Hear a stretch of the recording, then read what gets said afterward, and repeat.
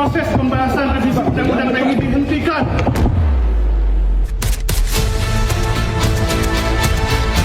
Karena penolakan-penolakan yang saya lihat di media sosial itu substansi dan masalah dari pasal-pasal yang ada itu sangat banyak yang tidak sesuai dengan yang dibahas.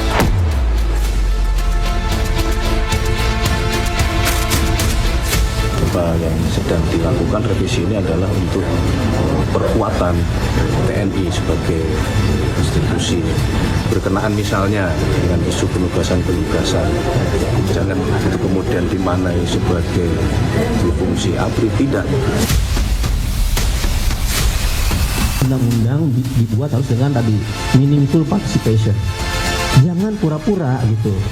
Jadi sekarang tolong terapkan prinsip demokrasi yang terbuka, demokrasi yang mengundang semua orang, dan disusun dengan kajian dengan rekomendasi yang baik.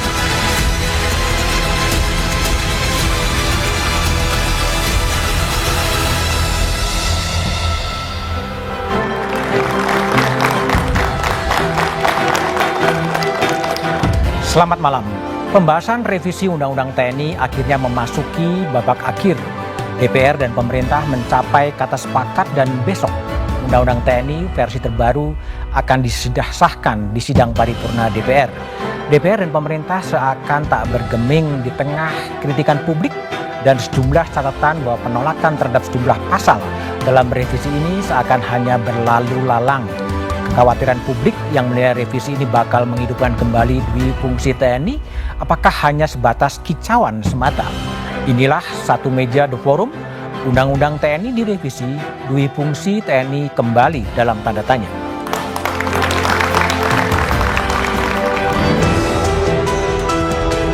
Apakah RUU tentang perubahan atas Undang-Undang Nomor 34 Tahun 2004 tentang TNI dapat kita setujui untuk selanjutnya dibawa ke pembicaraan tingkat 2 pada rapat paripurna DPR RI untuk disetujui menjadi undang-undang?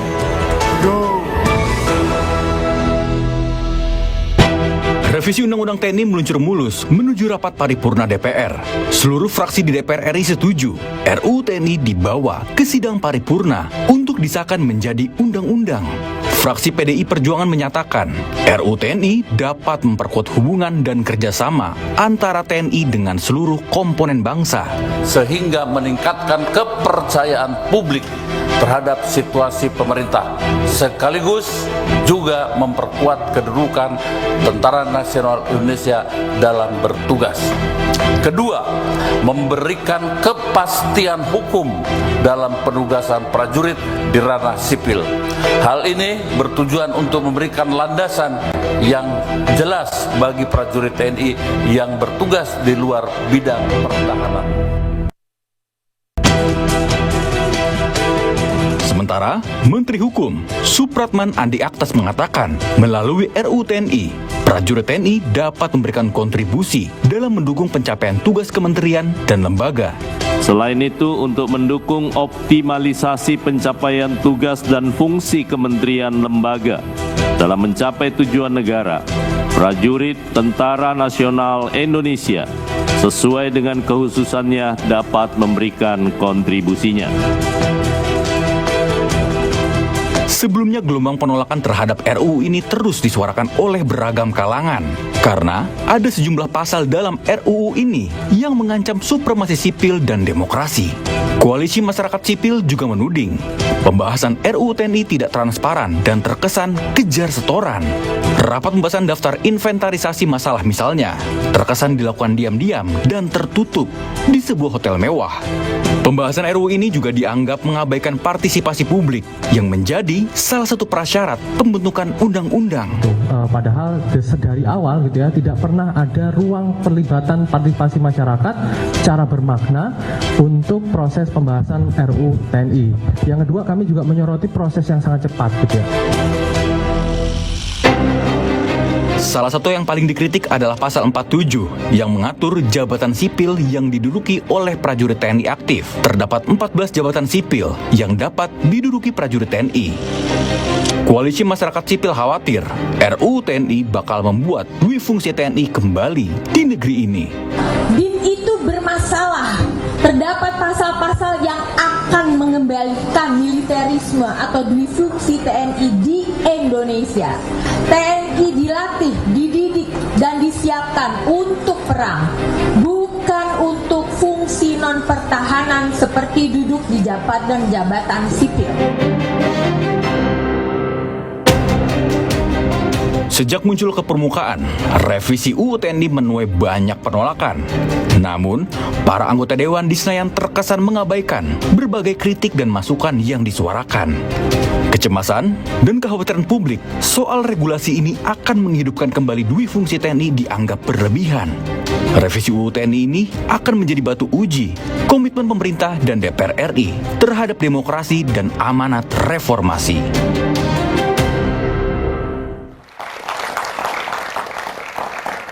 Undang-Undang TNI direvisi, duifungsi TNI kembali dalam tanda tanya adalah tema satu meja The Forum malam ini. Telah hadir di studio Andi Wijayanto, Gubernur Lemhanas 2022-2023, Mas Andi.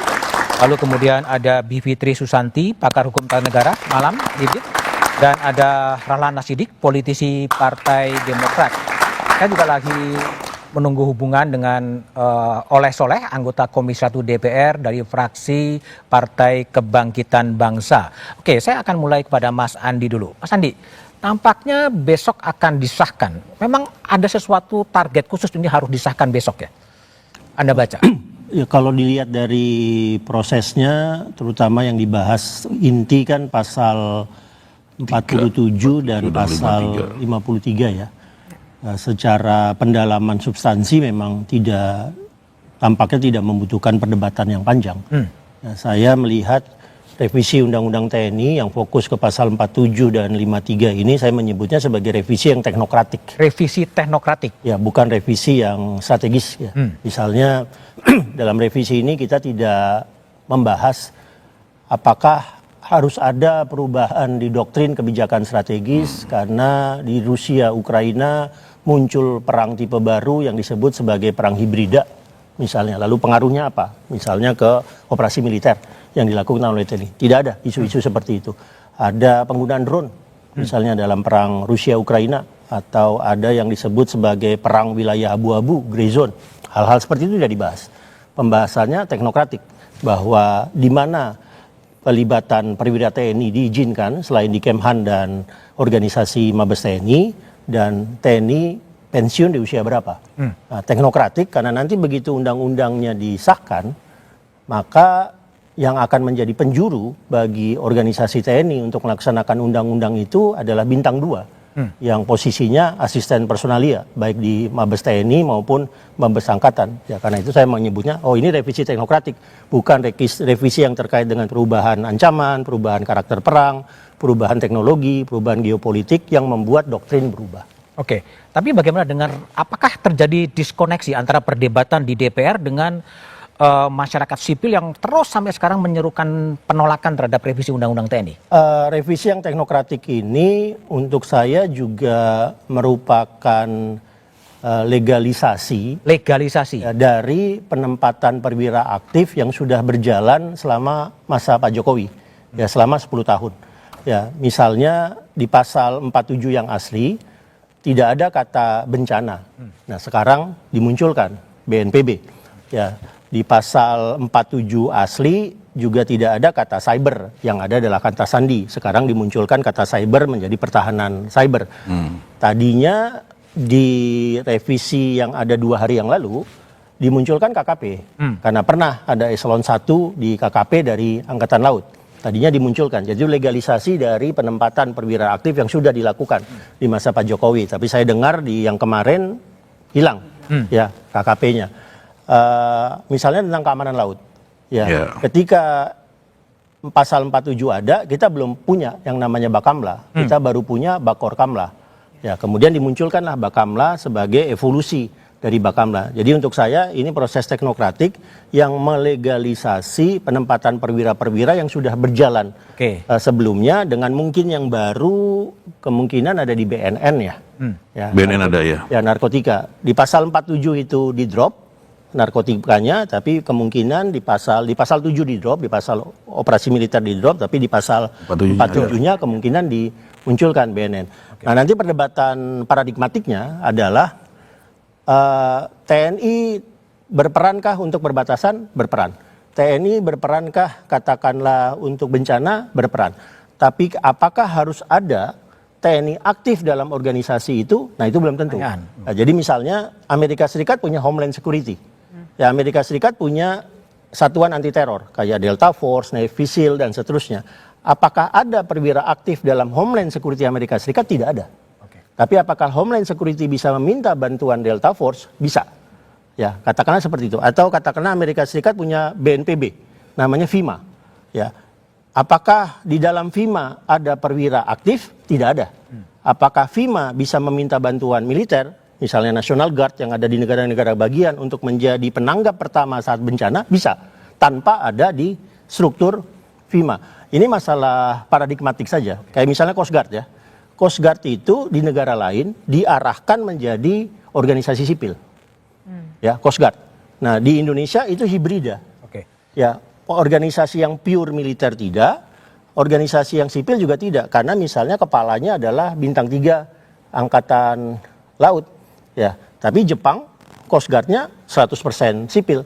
Amerika Serikat selalu pindah-pindah. Ya, Amerika Serikat itu Coast Guard-nya pernah di bawah Kementerian Perhubungan, pernah di bawah Kementerian Pertahanan, sekarang Coast Guard-nya berada di bawah Kementerian Homeland Security. Ya, karakternya sipil, murni sipil, tidak ada angkatan laut di situ. Coast Guard-nya bisa meminta bantuan Navy-nya Amerika Serikat bisa dengan permintaan dukungan dan seterusnya. Lagi-lagi ini masalah paradigmatik. Bagaimana militer dilibatkan untuk membantu tugas-tugas sipil pada saat ada kondisi-kondisi tertentu. Rahlan Nasidik yang pernah juga aktivis di Imparsial dan sekarang politisi Partai Demokrat. Kemarin teman-teman Kontras, Wali Mas Agil masuk ke Hotel Fairmont dan kemudian ingin merangsak masuk sebagai sebuah protes agar RUU TNI itu dihentikan. Apa yang Anda baca dari aktivis yang menyerukan penolakan yang sangat luar biasa itu? Saya kira kita sebetulnya bisa merangkum dan menempatkan semua polemik ini ke dalam suatu konstruksi dari usaha bersama untuk memproduksi dan memelihara ketatanegaraan dan kepolitikan yang demokratik begitu. Jadi seharusnya protes dari kalangan civil society itu dari awal memang ditanggapi dengan satu pengertian bahwa ini adalah suatu civic courage gitu dari kalangan masyarakat sipil untuk mempertahankan demokrasi yang kendati memang harus diakui memiliki akar traumatis begitu ya terhadap kekerasan militer di zaman Orde Baru yang kemudian dilembagakan dalam difungsi ABRI. Namun ini sejenis trauma yang sehat gitu karena dia berfungsi untuk memelihara demokrasi begitu.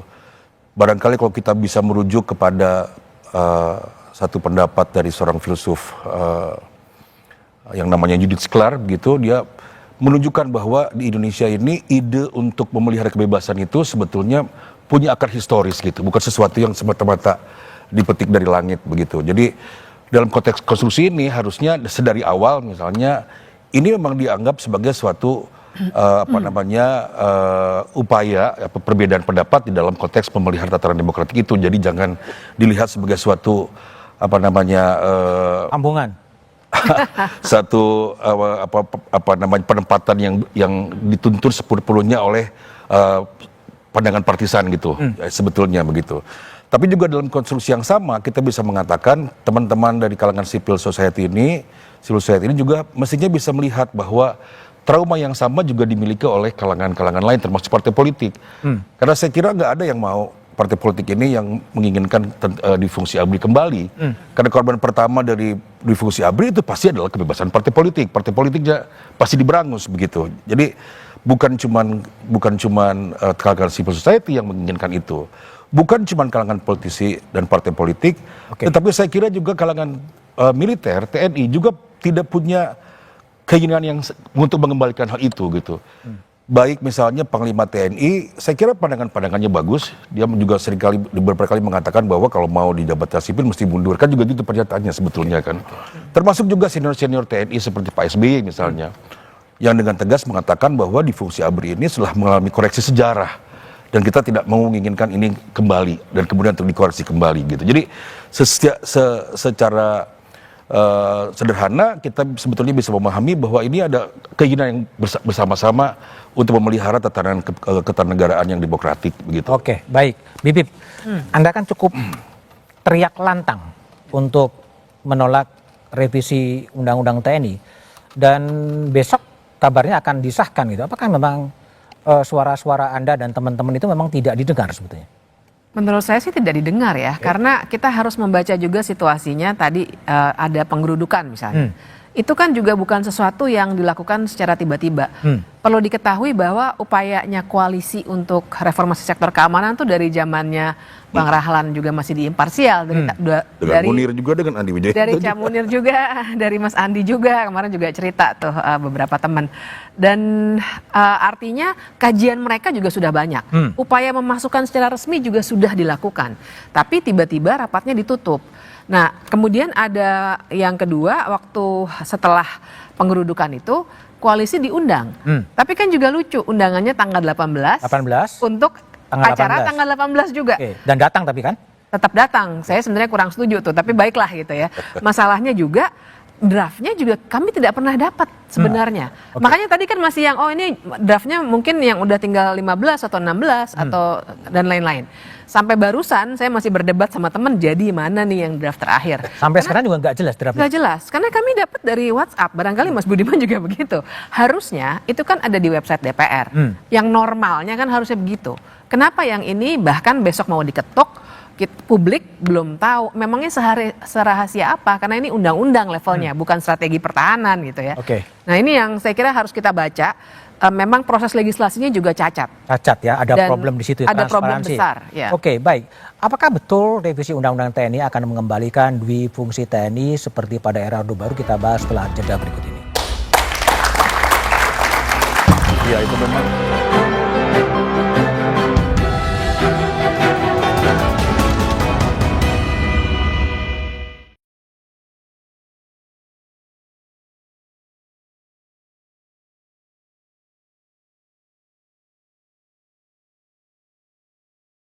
Pasca penolakan dari Koalisi Masyarakat Sipil, pembahasan RUU TNI antara DPR dengan pemerintah justru mencapai kata sepakat. Komisi 1 DPR RI bersama pemerintah akan membawa revisi Undang-Undang TNI ke tingkat 2 atau paripurna untuk disahkan menjadi undang-undang.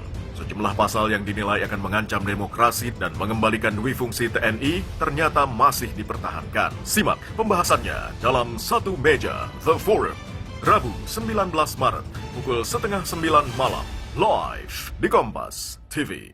Pasca penolakan dari Koalisi Masyarakat Sipil, pembahasan RUU TNI antara DPR dengan pemerintah justru mencapai kata sepakat. Komisi 1 DPR RI bersama pemerintah akan membawa revisi Undang-Undang TNI ke tingkat 2 atau paripurna untuk disahkan menjadi undang-undang. Sejumlah pasal yang dinilai akan mengancam demokrasi dan mengembalikan dwi fungsi TNI ternyata masih dipertahankan. Simak pembahasannya dalam Satu Meja The Forum, Rabu 19 Maret, pukul 8:30 malam, live di Kompas TV. Pasca penolakan dari Koalisi Masyarakat Sipil, pembahasan RUU TNI antara DPR dengan pemerintah justru mencapai kata sepakat. Komisi 1 DPR RI bersama pemerintah akan membawa revisi Undang-Undang TNI ke tingkat 2 atau paripurna untuk disahkan menjadi undang-undang. Sejumlah pasal yang dinilai akan mengancam demokrasi dan mengembalikan dwi fungsi TNI ternyata masih dipertahankan. Simak pembahasannya dalam Satu Meja The Forum, Rabu 19 Maret, pukul 8:30 malam, live di Kompas TV. Pasca penolakan dari Koalisi Masyarakat Sipil, pembahasan RUU TNI antara DPR dengan pemerintah justru mencapai kata sepakat. Komisi 1 DPR RI bersama pemerintah akan membawa revisi Undang-Undang TNI ke tingkat 2 atau paripurna untuk disahkan menjadi undang-undang. Sejumlah pasal yang dinilai akan mengancam demokrasi dan mengembalikan dwi fungsi TNI ternyata masih dipertahankan. Simak pembahasannya dalam Satu Meja The Forum, Rabu 19 Maret, pukul 8:30 malam, live di Kompas TV. Pasca penolakan dari Koalisi Masyarakat Sipil, pembahasan RUU TNI antara DPR dengan pemerintah justru mencapai kata sepakat. Komisi 1 DPR RI bersama pemerintah akan membawa revisi Undang-Undang TNI ke tingkat 2 atau paripurna untuk disahkan menjadi undang-undang. Sejumlah pasal yang dinilai akan mengancam demokrasi dan mengembalikan dwi fungsi TNI ternyata masih dipertahankan. Simak pembahasannya dalam Satu Meja The Forum, Rabu 19 Maret, pukul 8:30 malam, live di Kompas TV. Pasca penolakan dari Koalisi Masyarakat Sipil, pembahasan RUU TNI antara DPR dengan pemerintah justru mencapai kata sepakat. Komisi 1 DPR RI bersama pemerintah akan membawa revisi Undang-Undang TNI ke tingkat 2 atau paripurna untuk disahkan menjadi undang-undang. Sejumlah pasal yang dinilai akan mengancam demokrasi dan mengembalikan dui fungsi TNI ternyata masih dipertahankan. Simak pembahasannya dalam Satu Meja The Forum, Rabu 19 Maret, pukul 8:30 malam, live di Kompas TV. Pasca penolakan dari Koalisi Masyarakat Sipil, pembahasan RUU TNI antara DPR dengan pemerintah justru mencapai kata sepakat. Komisi 1 DPR RI bersama pemerintah akan membawa revisi Undang-Undang TNI ke tingkat 2 atau paripurna untuk disahkan menjadi undang-undang. Sejumlah pasal yang dinilai akan mengancam demokrasi dan mengembalikan dui fungsi TNI ternyata masih dipertahankan. Simak pembahasannya dalam Satu Meja The Forum, Rabu 19 Maret, pukul 8:30 malam, live di Kompas TV. Pasca penolakan dari Koalisi Masyarakat Sipil, pembahasan RUU TNI antara DPR dengan pemerintah justru mencapai kata sepakat. Komisi 1 DPR RI bersama pemerintah akan membawa revisi Undang-Undang TNI ke tingkat 2 atau paripurna untuk disahkan menjadi undang-undang. Sejumlah pasal yang dinilai akan mengancam demokrasi dan mengembalikan dui fungsi TNI ternyata masih dipertahankan. Simak pembahasannya dalam Satu Meja The Forum, Rabu 19 Maret, pukul 8:30 malam, live di Kompas TV. Pasca penolakan dari Koalisi Masyarakat Sipil, pembahasan RUU TNI antara DPR dengan pemerintah justru mencapai kata sepakat. Komisi 1 DPR RI bersama pemerintah akan membawa revisi Undang-Undang TNI ke tingkat 2 atau paripurna untuk disahkan menjadi undang-undang. Sejumlah pasal yang dinilai akan mengancam demokrasi dan mengembalikan dui fungsi TNI ternyata masih dipertahankan. Simak pembahasannya dalam Satu Meja The Forum, Rabu. Apakah RUU tentang perubahan atas Undang-Undang Nomor 34 Tahun 2004 tentang TNI dapat kita setujui untuk selanjutnya dibawa ke pembicaraan tingkat 2 pada rapat paripurna DPR RI untuk disetujui menjadi undang-undang? Setuju.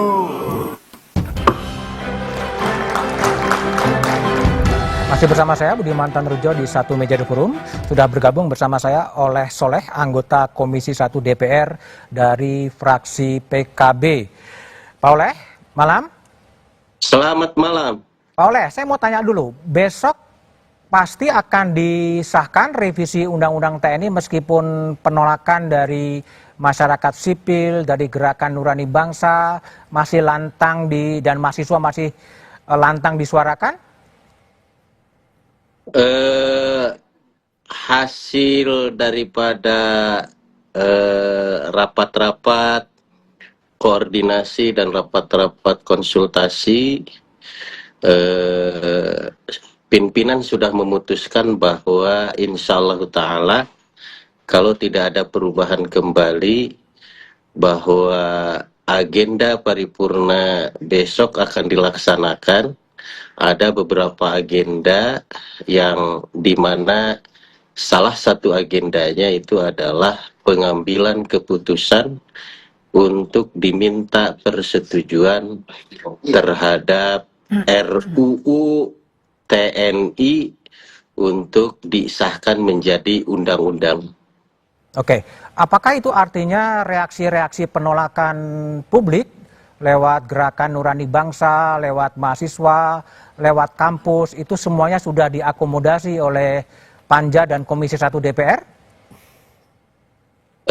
Pertama saya menyampaikan apresiasi yang setinggi-tingginya dan rasa hormat yang setinggi-tingginya kepada semua elemen bangsa yang terus ingin mengawal mengawal daripada TNI ini supaya pada koridor jalur yang semestinya sesuai dengan amanat reformasi. Bahwasanya masyarakat, semua elemen bangsa tidak ingin kembali di masa kelam. Masyarakat tidak ingin adanya hidup kembali tentang dui fungsi ABRI. Masyarakat juga tidak ingin bahwasanya sektor-sektor publik, sektor-sektor jabatan-jabatan yang semestinya diduduki oleh masyarakat sipil ini juga tidak serta-merta diduduki oleh TNI. Nah, ini apresiasi ini ya saya sampaikan, dan jujur saja kami DPR merasa terbantu, kami juga DPR merasa dibarengi oleh seluruh elemen bangsa. Hanya saja perlu diluruskan. Perlu diluruskan bahwa apa yang menjadi kekhawatiran seluruh elemen bangsa di dalam pembahasan draft RUU Undang-Undang TNI yang masuk ke Panja ini berbeda dengan RUU yang beredar di masyarakat luas. RUU mana sebetulnya yang resmi, yang formal dibahas di Panja itu sebenarnya yang mana? Yang dibahas di Panja ini kan merupakan sebuah finalisasi hasil dari satu konsultasi minta saran pendapat dari seluruh elemen bangsa. Saya jumlahnya kalau nggak salah di atas 15-20 kelompok yang mewakili daripada kelompok-kelompok masyarakat, termasuk diminta saran dan pendapat pandangan dari TNI itu sendiri.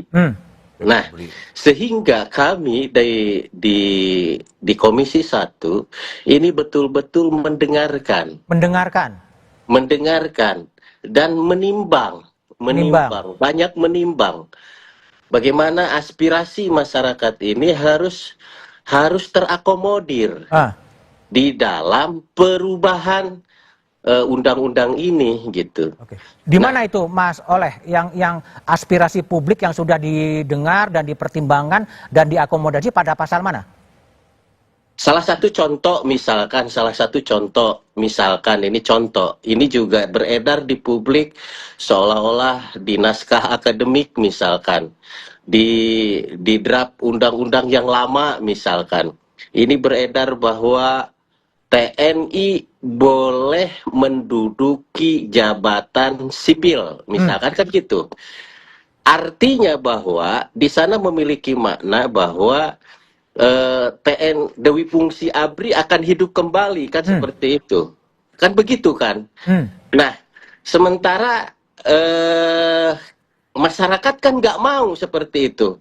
Kalau misalkan dia mau menduduki jabatan sipil, syaratnya adalah keluar atau nonaktif atau pensiun.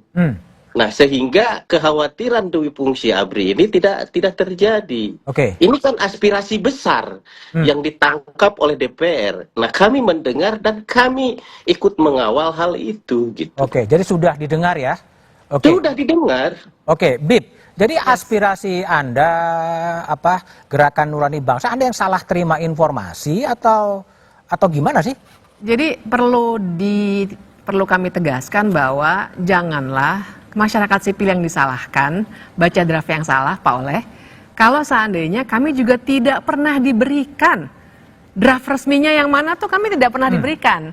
Teman-teman semua bisa cek sekarang, buka aja dpr.go.id, ada nggak yang kemarin sudah disahkan? Itu saja tidak ada. Jadi saya sangat berkeberatan kalau ada pihak-pihak seperti Pak Oleh yang bilang bahwa ada salah tuh ngelihatnya draft lama. Ya bagaimana kami bisa memberikan masukan yang wajar seandainya kami juga tidak diberikan informasi yang cukup. Itu satu. Kemudian ada sedikit kesalahan. Sebenarnya kalau dikatakan tidak ada lagi yang bisa menduduki jabatan, pasal 47, lagi-lagi ini draft yang saya terima setelah kasakusuk belaka, dikatakan bahwa bisa tentara aktif itu menduduki jabatan pada kementerian lembaga yang membidangi koordinator dan seterusnya, pasal 47 yang diributkan. Jadi saya kira ada jangan-jangan beberapa anggota DPR juga tidak lebih rinci membacanya begitu ya. Dan kalau saya ingin menggarisbawahinya di soal proses yang dikatakan sudah seakan-akan ini normal gitu ya, kita bisa dapat draft dulu, jadi memberikan masukannya maksimal. Padahal sampai barusan saya masih berdebat dengan kawan saya, ini draft yang terakhir atau bukan begitu. Dan ini bukan kesalahan kami, karena yang namanya menurut pasal 96 Undang-Undang 12 tahun 2011 tentang pembentukan peraturan perundang-undangan, membentuk undang-undang itu harus secara partisipatif yang bermakna dan harus transparan. Itu prasyaratnya, karena orang mau partisipasi kalau nggak punya draft yang resmi, bagaimana caranya? Makanya dimuat dalam undang-undang yang juga disahkan oleh DPR sendiri, tapi tidak dilaksanakan. Oke, kembali Mas Oleh. Jadi kan draft terakhir itu memang tidak dicantumkan dalam webnya DPR gitu ya, sehingga seperti peta umpet gitu sebetulnya terjadi. Saya koreksi dulu ya kepada Mbak yang tadi. Saya kan tidak menuduh ataupun tidak menyalahkan terhadap pengawasan dari masyarakat sipil. Tidak, saya tidak. Saya juga tadi mengapresiasi bahwa apa yang dikhawatirkan oleh seluruh elemen bangsa terkait kekhawatiran tumbuh kembalinya Dwi Fungsi ABRI dirasakan juga oleh kami. Nah, dirasakan juga oleh kami. Hanya saja barangkali ini akses data barangkali. Akses data yang tidak didapat oleh seluruh elemen bangsa. Nah, saya tidak mengomentari hal-hal ini karena memang itu bagian daripada kesekretariatan. Tetapi mungkin juga ada pertimbangan lain. Karena ini mungkin sedang bergejolak, banyak multi ditutup dulu gitu ya? Ya, saya supaya aman pembahasannya. Artinya saya tidak menjustifikasi bahwa siapapun ini salah tafsir, salah ini. Yang saya ambil di sini adalah memiliki kekhawatiran yang sama, memiliki tujuan yang sama, memiliki sebuah keinginan yang sama. Bagaimana ABRI independen betul-betul sesuai dengan ruh yang diamanatkan oleh reformasi. Nah, seperti itu. Baik, Pak Oleh. Mas Andi, saya ingin pertanyaan. Ini ada satu yang agak kontradiktif. Pada satu sisi, teman-teman aktivis mengatakan khawatir dengan kembalinya Dwi Fungsi ABRI dua sisi TNI, tapi yang mengatakan tidak perlu khawatir. Ini ada sebuah gap pemahaman yang cukup 180 derajat sebetulnya. Apa celahnya sebetulnya di sini nih? Ya kalau saya kasih skenario terburuknya ya. Ya. Jadi misalnya dengan menggunakan metode penempatan dulu, ada TNI aktif sebagai eselon 1 di KKP. Itu tidak merubah pasal 47. Ya. Tapi dikaitkan dengan tugas TNI AL penegakan hukum di laut. Maka ketika menterinya melakukan permintaan ke Panglima untuk menempatkan perwira Angkatan Laut di KKP, celah itu dipakai. Dengan menggunakan metode yang sama, saya mentotal ada 43 kementerian lembaga yang bisa diduduki oleh perwira aktif dengan metode yang sama. Dan itu nggak kejadian. Ya, yang sekarang kita adalah 15 atau 16 yang pada dasarnya tadi saya bilang legalisasi dari apa yang sudah terjadi di 10 tahun. Saya misalnya begini, saya bisa berargumen TNI aktif boleh di bea cukai. Karena di pasal 7 Undang-Undang TNI ada kata-kata penyelundupan. TNI aktif bisa di Kementerian Perhubungan, Dirjen Perhubungan Udara atau Dirjen Perhubungan Laut. Karena ada tugas OMSP tentang terkait dengan terorisme, tentang pengamanan transportasi udara dan laut. Ya, bisa saja dengan mencari celah-celah seperti itu. Kekhawatiran saya tadi pasal 47 itu bedol, bablas gitu semuanya. Tapi kemudian nggak kejadian. Jadi yang terjadi saya bilang tadi, ini revisi teknokratik yang hanya melegalisasi apa yang sudah terjadi tentang bencana, ya. Lalu kemudian tentang cyber, ya di situ disebutkan pertahanan cyber. Jadi tiba-tiba ada rem yang sangat signifikan nih, atau bahkan rem tangannya diangkat nih, ya sehingga akhirnya revisi pasal 47 itu tidak bablas. Ya, tadinya di pasal 47 draft 2024 itu ada pasal buka gerbangnya dan di kementerian lembaga yang membutuhkan ada pasal buka gerbang itu. Saya ingat benar waktu itu kami di PDI Perjuangan sedang Rakernas 5 di Ancol. Ya, lalu penutupan Rakernas 5 saya jalan bareng dengan Pak TB Hasanuddin membahas draft itu. Ya, nggak muncul juga di revisi yang ada sekarang. Jadi ada kesadaran untuk ngerem. Ada kesadaran untuk ngerem ya? Ada ngerem itu. Nah pertanyaan saya begini, revisi ini inisiatif DPR. Pemerintah kemudian mengajukan DIM-nya. Nah, jadi pertanyaan saya, kenapa DPR tidak menggunakan kesempatan ini untuk memperjelas, mempertegas kewenangan DPR yang terkait dengan pengerahan penggunaan TNI misalnya. Misalnya untuk KMSP ya. Untuk KMSP di situ disebutkan pelaksanaan tugasnya nanti harus dilakukan melalui keputusan politik. sampai hari ini kita tidak tahu keputusan politik dalam bentuk apa. Ya, apakah pemerintah buat PP-nya saja atau pemerintah harus melakukan rapat dengan DPR? Ya, belum lagi pengerahan dan penggunaan TNI untuk operasi perang. Ya, kita juga belum tahu. Jadi misalnya di masa Pak SBY, TNI pernah digelar untuk operasi militer selain perang, Satgas Merah Putih untuk sandera Somalia, untuk masalah pembajakan kapal Somalia. Saya nggak ngelihat proses di DPR-nya. Di masa Pak Jokowi, TNI juga digelar untuk membebaskan sandera Filipina Selatan. DPR nggak terlibat. Saya juga nggak ngelihat proses DPR-nya. Jadi baik. kemudian DPR-nya menginginkan peran yang lebih jelas dalam pengerahan penggunaan baik operasi militer ataupun keputusan politik untuk OMSP. Nah, itu yang bagi saya, kalau ini inisiatif DPR, mestinya DPR masuk di situ. Tapi dia tidak. Untuk memperjelas itu. Karena beberapa kali pengerahan atau penggunaan tanpa ada pelibatan DPR sama sekali. Baik, Alan, saya ingin tanya pada Alan ya. Kira-kira kalau ini kemudian nanti disahkan, diketok besok, kira-kira masa depan demokrasi itu akan jadi seperti apa? Karena ada posisi Mahkamah Agung, ada posisi Jaksa Agung yang terbuka peluang itu diduduki oleh TNI. Tapi jawabannya setelah jeda berikut ini.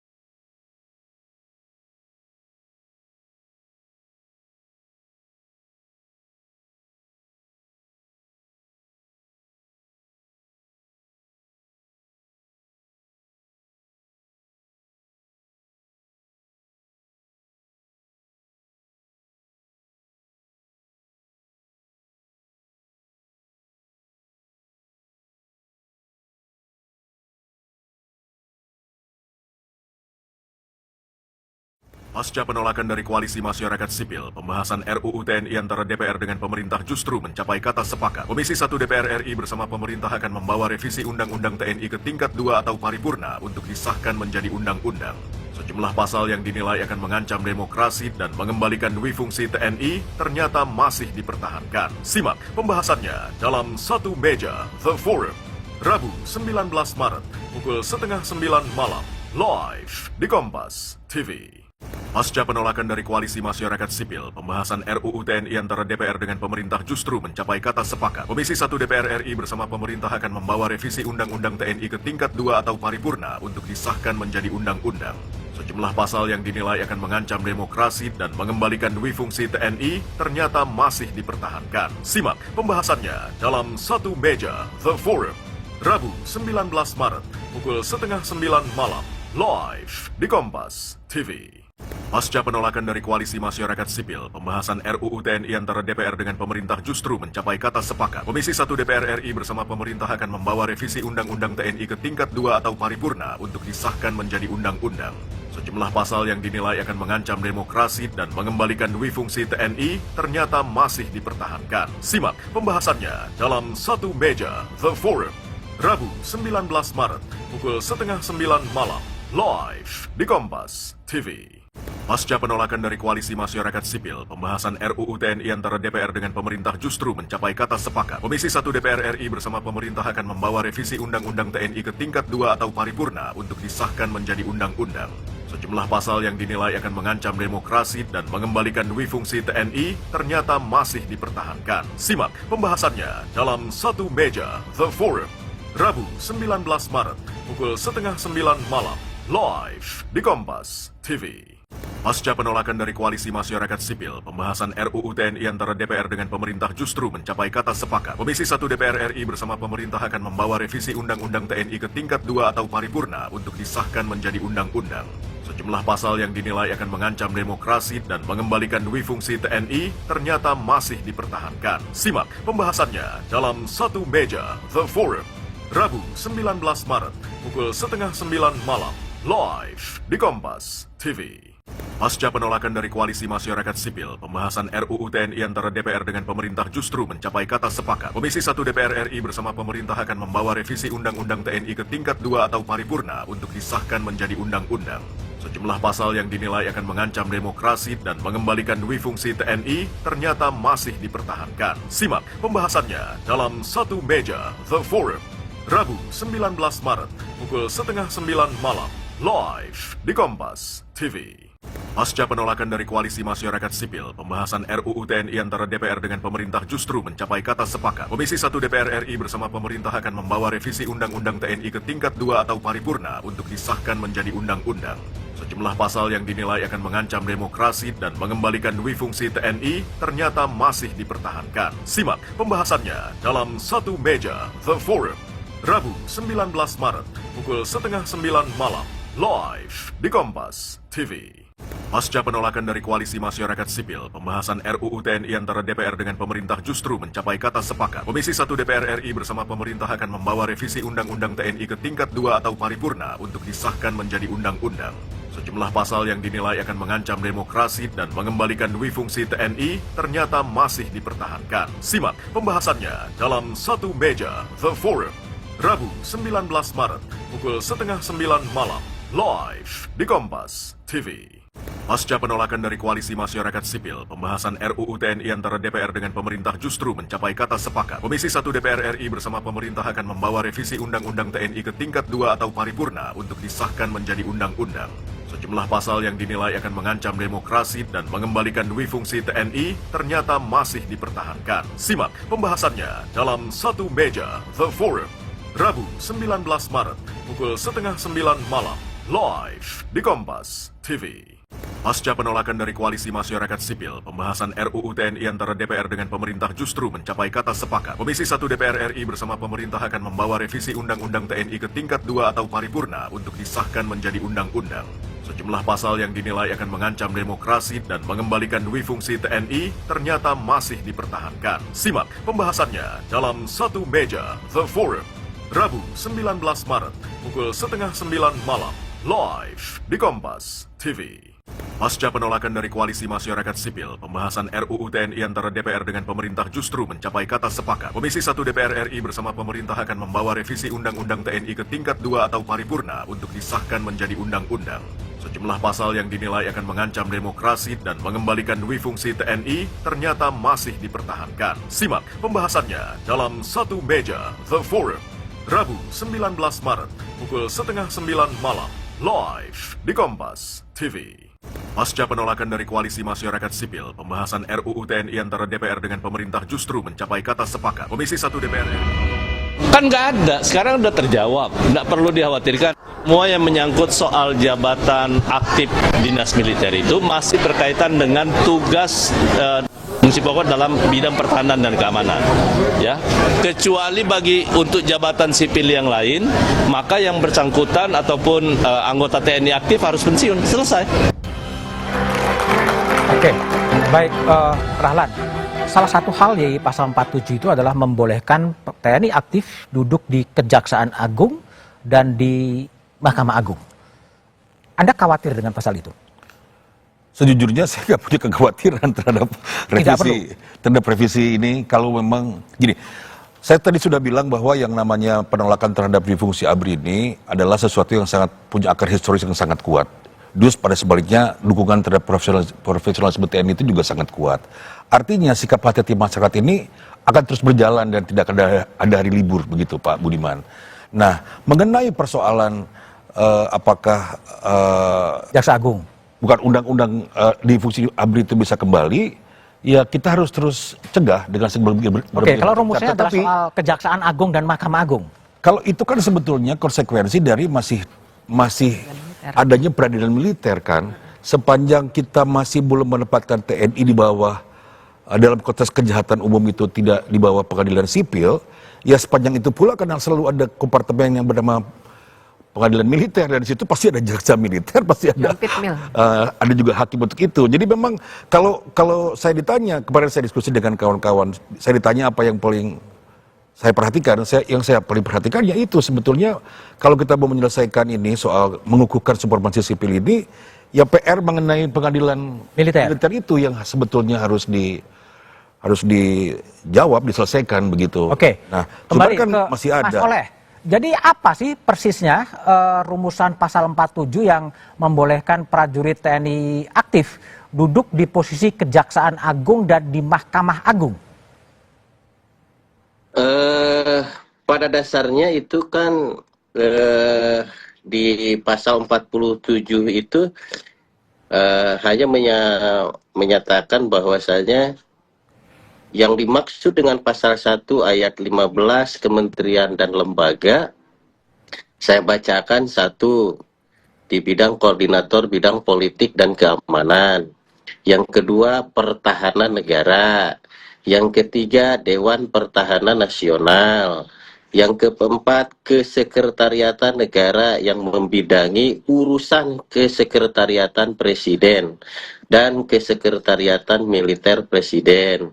Kemudian intelijen negara, cyber dan sandi negara, lembaga ketahanan nasional, kemudian pencarian dan pertolongan, kemudian narkotika nasional, pengelolaan perbatasan, penanggulangan bencana, penanggulangan terorisme, keamanan laut, Kejaksaan Agung, Mahkamah Agung. Oke. Nah, perlu diketahui oleh bersama, ini itu semua existing di Undang-Undang 34 tahun 2004 ya. Kemudian tambahan-tambahan lain itu kan ada di Kepres kan seperti itu. Nah, kami satukan di dalam undang-undang ini supaya lebih kuat gitu, Pak. Dan artinya gini, Mas Oleh, kalau kemudian masyarakat sipil menafsirkan bahwa Presiden boleh saja menunjuk Jaksa Agung sebagai perwira aktif, tidak salah kan tafsir itu? Ya tidak salah seperti apa yang tadi disampaikan karena masih ada peradilan militer kan? Oke, baik. Kan tujuannya Bibip, gimana Anda respon ini? Tadi ini kan problemnya juga soal peradilan militer kan, boleh duduk di jabatan sipil, tetapi peradilan militernya juga belum kemudian dikoreksi juga sebetulnya. Saya mau komentari dulu karena pasal 47 itu kata-katanya adalah yang membidangi, yang artinya sebenarnya juga tidak bilang level mana. Artinya kalau kita ambil, sebenarnya tadi Mas Andi juga udah mengatakan sih, seandainya kita bayangkan kalau gitu bisa, misalnya ya, tadi Mas Budiman bilang Jaksa Agung bisa dong. Bisa. Jadi bisa. Ya, kalau bisa. kata-katanya begini, Ya. mau bedol desa, satu kantor kementerian itu diisi oleh tentara semua. Ibaratnya ya, kalau ada tafsir yang segila itu, bisa nggak? Bisa, kalau kata-katanya begini. Nah, itu yang kami khawatirkan. Bahwa kemarin tidak dibuat seperti itu sekali, kita harus ingat karakter pemerintahan yang sekarang. Sekarang kita punya presiden itu militer. Dan kalau saya sih membacanya memang sudah ada karakter komando di kabinet kita yang sekarang. Bisa diceritakan lebih jauh lah. Tapi kan bahkan menteri-menteri saja beberapa memang ada juga tentara aktif begitu. Yang artinya kalau dulu tidak digunakan sampai bedol desa seperti skenario terburuk yang kami bayangkan, jangan-jangan dengan tafsir yang begitu luas terbuka nanti bisa digunakan. Nah, kalau peradilan militer kan harus dibedakan ya. Sekarang itu harusnya dikecilkan saja di jampit mil itu kalau di kejaksaan. Ya kenapa nggak spesifik jampit mil? Spesifik, ya. Kalau itu ya memang ini konsekuensi dari ketentuan di konstitusi bahwa kita masih punya peradilan militer. Di Mahkamah Agung juga ada kamar peradilan militer. Memang itu konsekuensi lagi. Tapi kalau disebutkan di bidang Kejaksaan Agung, sebenarnya saya agak khawatir karena bisa terjadi skenario-skenario terburuk. Nah, ini yang jadi masalah dan saya setuju kalau misalnya kalau mau reformasi beneran, segera dong bikin supaya peradilan militer itu benar-benar hanya untuk tindakan-tindakan, jadi tindak pidananya itu yang masuk KUHP militer, bukan subjek yang melakukannya. Baik, Mas Andi, gimana nih soal kontroversi penafsiran yang agak liberal bahwa pada satu saat bisa saja Presiden menunjuk Jaksa Agung di perwira tinggi? Oh, kalau pakai konstruksi pasal 47 yang sekarang, itu permintaan dari pimpinan kementerian lembaganya. Jadi misalnya saya sebagai Gubernur Lemhanas ya, di pasal 47 Lemhanas boleh diduduki oleh perwira aktif. Saya yang mengajukan permintaan kepada Panglima. Di jabatan apa perwira aktif itu akan dibutuhkan di Lemhanas. Jadi secara teoritik saya bisa mengatakan ke Panglima, Lemanas nggak butuh perwira aktif. Jadi 100% saya isi oleh sipil, bisa. Ya. Atau saya kurangi ya keberadaan perwira aktif di Lemanas supaya saya bisa mengisinya dengan pakar-pakar dan seterusnya untuk pendidikan calon jenderal, bisa. Tapi pasal 47-nya, konstruksinya, itu pimpinannya. Jadi yang saya sebutkan tadi sebagai contoh ya, ada eselon 1 di satu kementerian. Ya, itu permintaan dari menterinya. Jadi bukan perintah presidennya untuk menunjuk perwira tersebut. Harus ada permintaan dari kementerian atau lembaganya untuk diproses. Jadi kalau tadi Mbak Bibitnya mengatakan ya satu saat mungkin aja ada jaksa agung yang meminta semua eselon 1-nya militer, ya harus ada permintaan dari jaksa agung. Ya, tapi kan kemudian saya rasa pengawalan masyarakat sipilnya yang kemudian harus keras sekali pada saat ada permintaan di luar kebiasaan tersebut kan. Oke, baik. Jadi sebetulnya siapa yang diuntungkan dengan revisi Undang-Undang TNI yang akan disahkan besok? Kita bahas setelah jeda berikut ini.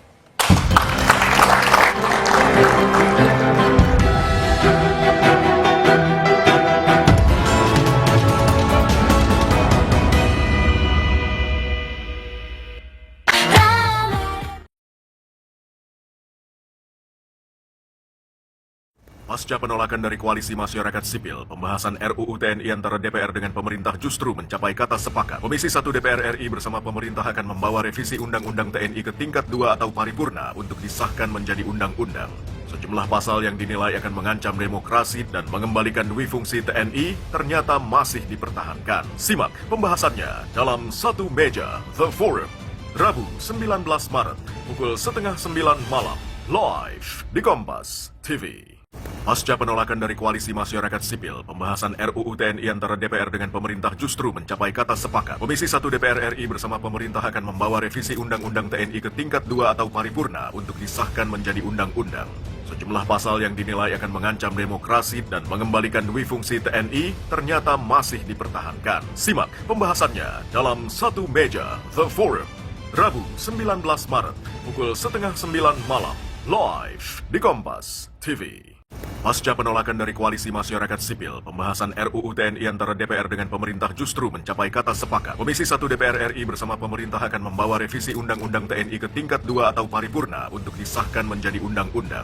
Sejumlah pasal yang dinilai akan mengancam demokrasi dan mengembalikan dui fungsi TNI ternyata masih dipertahankan. Simak pembahasannya dalam Satu Meja The Forum, Rabu 19 Maret, pukul 8:30 malam, live di Kompas TV.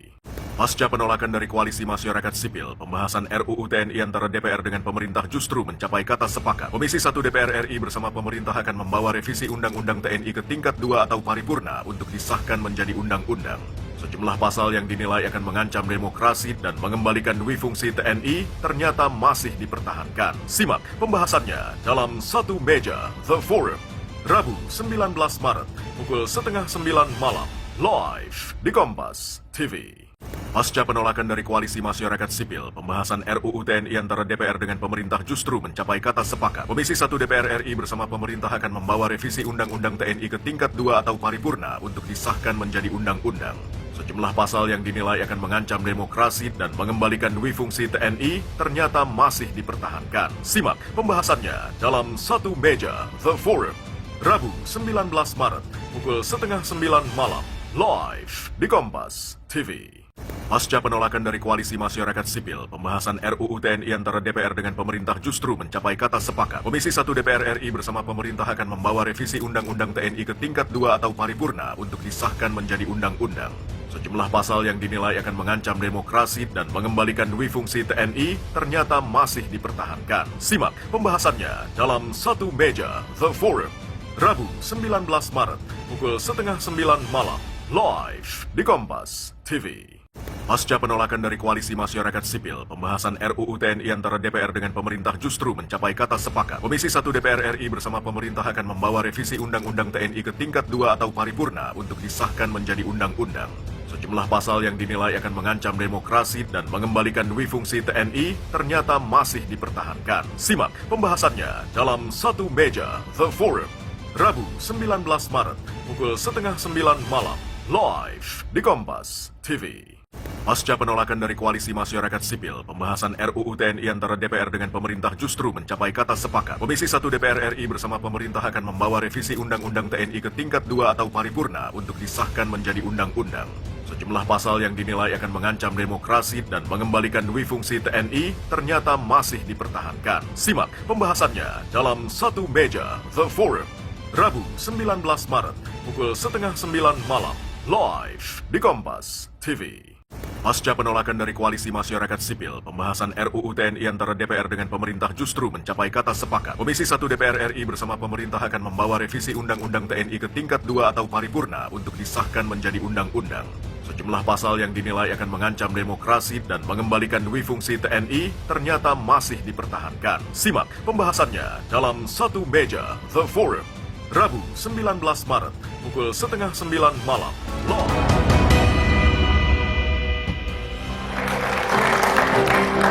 Masih bersama saya, Budiman Tanurjo di Satu Meja The Forum. Mas Oleh, anggota Komisi 1 DPR dari fraksi Kebangkitan Bangsa. Mas Oleh, ini banyak kalangan masyarakat sipil bertanya-tanya, kalau kemudian perwira TNI aktif menduduki jabatan sipil, kalau terjadi tindak pidana, itu akan domain dari peradilan militer atau domain dari peradilan umum? Dapat saya informasikan bahwasanya di draft undang-undang yang kita bahas bersama di Panja ini tidak ada pasal terkait bagaimana status hukum perwira aktif jika terjadi melakukan pelanggaran pidana. Apakah pelanggar pidana bagi prajurit aktif ini akan diadili di pengadilan militer atau di pengadilan sipil? Nah, kami tidak membahas itu. Kalau tidak ada pembahasan itu, berarti existing undang-undang yang masih berlaku, bahwasanya jikalau TNI aktif melakukan tindak pidana, ya otomatis bahwa yang bersangkutan akan diadili di peradilan militer. Oke, baik. Bib, gimana Anda respon? Ini salah satu yang mengganjal adalah soal responsibility kepada umum atau kepada militer. Ada gap kelihatan juga di situ. Betul, dan kita punya referensinya, misalnya waktu itu ada dugaan tindak pidana korupsi untuk pengadaan helikopter, dimulai disidik oleh KPK, nggak bisa dilanjutkan. Bahkan yang baru-baru ini sampai pimpinan KPK-nya minta maaf pada TNI waktu itu. Karena memang yang sekarang masih dilihat adalah siapa yang melakukan. Kalau dia tentara, maka langsung masuk ke dalam militer. Padahal kan itu bukan equality before the law dong. Nah, memang ada putusan MK yang mengatakan bahwa harusnya yang dilihat tindak pidananya. Tapi yang sudah terjadi adalah putusan MK itu masih diabaikan. Jadi harusnya ini yang harus jadi perhatian. Karena bayangkan kalau sudah masuk jabatan publik, sudah ada kan sekarang pun gitu, sudah masuk BUMN, kalau ada tindak pidana korupsi atau misalnya kekerasan seksual atau apapun lah yang kita bisa lihat di Kitab Undang-Undang Hukum Pidana, berarti perlakuannya jadi berbeda antara manusia biasa non militer dengan tentara gitu. Itu yang harusnya jadi prioritas justru. Oke, Mas Andi, kalau ini kemudian digolkan besok dalam revisi Undang-Undang TNI, siapa sih yang paling diuntungkan dalam kasus ini? Ya, tadi pertanyaannya karena ini inisiatif dari DPR, ya. Kenapa DPR masuk dalam untuk mengusulkan perluasan pelibatan TNI di Kementerian Lembaga? Kenapa DPR masuk teknokratik untuk memperpanjang usia pensiun? Ya, ini bukan usulan dari Panglima loh. Ya. Ini usulan dari DPR. Jadi apa misi politik DPR ketika tadi pasal 47-nya diperluas, usia pensiunnya diperpanjang. Jadi kalau saya jadi Panglima, lalu saya akan bertanya nih ke DPR yang mengusulkan ini, dengan perpanjangan usia pensiun menjadi 62, 63, bahkan kalau untuk bintang 4 menjadi 65, kebayang nggak kemungkinan penumpukan perwira berikutnya? DPR mengusulkan solusi apa? Ini kan usulan DPR. Ya, Panglimanya hanya menanggapi saja. Ya, sama dengan tadi, misalnya tentang penempatan di luar Kemhan dan Mabes TNI ya. Ya, lalu tadi misalnya tentang Bakamla. Oh, berarti DPR tetap mempertahankan status quo bahwa Bakamla itu di Indonesia hibrida antara sipil dan militer, tidak seperti negara-negara lain yang Bakamlanya didorong untuk menjadi civilian Coast Guard. DPR-nya mengusulkan hal tersebut. DPR-nya tidak menggunakan kesempatan ini untuk mengkaitkan dengan fungsinya. Ya, tadi dalam pembentukan keputusan politik, dalam pengerahan, dalam penggunaan atau kewenangan DPR untuk mengusulkan anggaran khusus, anggaran tambahan kontingensi untuk operasi militer selain perang. Ya, DPR mengusulkan pasal yang untuk saya itu pasal teknokratik yang nantinya menjadi tugas seorang bintang 2 yang menjadi asisten personil di Mabes TNI atau Mabes Angkatan. Oke, baik. Alan, kalau lihat besok akan diketok, apakah Anda memprediksi tetap akan ada challenge, ada perlawanan-perlawanan dari masyarakat sipil terhadap rancangan undang-undang TNI? Tadi kan dikatakan besok akan ada demo tuh. Ya. Tapi ya menurut saya itu sehat aja. Sehat saja. Sekali lagi sehat dalam arti ini demokrasi ya kira-kira. Ya, ini menunjukkan bahwa demokrasi sedang bekerja dan menurut saya tidak perlu ditanggapi dengan reaksi yang berlebihan begitu. Dan di ujung saya lihat sih ada perubahan lah ya dari pengelolaan komunikasi politik istana maupun juga DPR ya. Sudah ada perubahan lah begitu, meskipun harusnya dari awal itu bisa lebih terbuka, karena jangan-jangan situasi ini tidak akan menjadi polemik apabila misalnya ketersediaan akses terhadap progres perumusan pasal-pasal itu bisa didapatkan oleh masyarakat secara mudah misalnya begitu, sehingga tidak ada kesimpang siuran. Karena saya periksa di media sosial memang yang terjadi itu lebih karena nggak tahu bahwa ada progres itu misalnya. Pas draft yang semula beredar di situ dan itu dipersoalkan, ada satu kalimat mengenai bahwa presiden boleh menetapkan gitu kan di jabatan sipil kan, yang kemudian kan itu dihapus tuh. Hasil panja 15 Maret itu yang mengatakan bahwa perwira dirubah menjadi bahwa perwira boleh berdiri ke jabatan sipil kalau dia setelah pensiun atau dia mundur kan. Itu kan progres itu sebetulnya bisa menjawab kecemasan publik gitu. Nah sekali lagi saya kira masih sangat banyak PR dan menurut saya juga ini kita mesti berani melihat bahwa di belakang itu ada sesuatu yang mungkin dalam masa reformasi kita terlanjur memberi bobot, ya mungkin kan ada masalah trauma itu terhadap usaha untuk mensapih TNI dari semua pengelolaan sektor keamanan begitu. Padahal pada aspek tertentu sebetulnya kalau sepanjang punya irisan dengan pertahanan, kalau menurut saya transnational crime segala macam seharusnya bisa dijadikan sebagai supporting system terhadap otoritas pengelola utamanya begitu. Nah bahkan efek sampingnya menurut saya adalah ada satu dominasi gitu dalam pengelolaan keamanan ini yang mengakibatkan banyak problem gitu di hari-hari mendatang ini yang sepanjang itu nggak diadres saya kira ini kita akan terus zigzag seperti begini gitu. Bib akan JR di review kira-kira? Belum dibicarakan, tapi peluang itu terbuka baik secara formil karena kacau sekali prosesnya maupun secara material, jadi baik secara proses maupun secara substansi. Masih akan dilihat ya perkembangan Masih akan dilihat perkembangan. Oke, baik Mas Andi, Bibip, Rahlan dan Mas Oleh telah bergabung di satu meja DPR. Dewan Perwakilan Rakyat tengah mempertaruhkan dirinya sendiri. Apakah DPR mewakili dan mendengar suara rakyat, suara mahasiswa, suara kaum intelijensia, atau menutup telinga dengan hanya mendengarkan perintah ketua partai atau pimpinan DPR? Apakah DPR masih setia pada cita-cita reformasi 1998 atau malah membiarkan reformasi tinggal sejarah? Biarlah sejarah pencatat. Demikian satu meja di forum malam ini. Sampai jumpa pekan depan. Selamat malam dan terima kasih.